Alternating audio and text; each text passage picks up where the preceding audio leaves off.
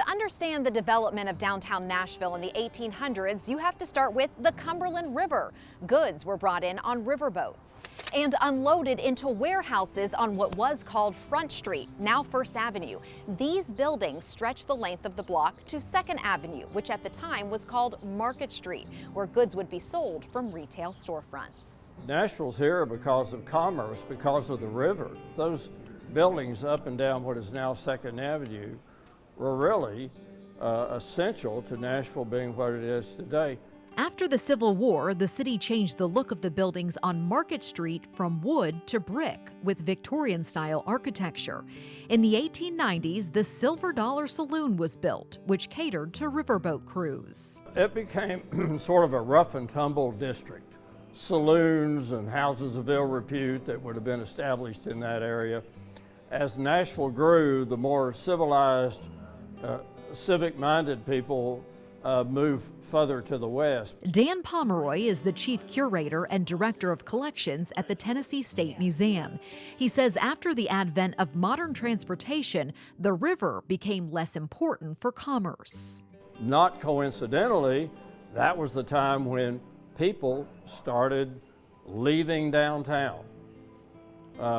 Downtown was being abandoned after World War II. And so Second Avenue and that whole commercial district began to crumble. But starting in the 1960s, there was a push to revive downtown Nashville, including Second Avenue. Planting the flag to say this street needs to be saved. The importance of the river and the importance of those historic buildings that are the birthplace of the city and are still the nexus of energy for the city. The nonprofit Historic Nashville, Inc. was formed in 1968. Events like the Market Street Festival were held to draw people downtown. The area was also added to the National Register of Historic Places. Then, devastation. A fire in 1985 burned several buildings that predated the Civil War. They were owned by some folks in another state. I won't say which state, I won't say who they were.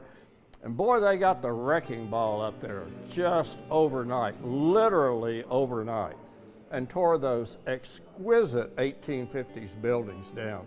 And now it's just asphalt parking lot. And then another blow, major destruction from the 2020 Christmas morning bombing. But this time, a wrecking ball won't wipe out history. In 1996, Metro Council adopted a historic zoning overlay for Second Avenue. Property owners can't change the look of their buildings without approval from the Metro Historic Commission. But beyond that, there's a collective desire to save and improve Second Avenue. The city recognized immediately this street needs to come back. This street is too important to the heritage of this city.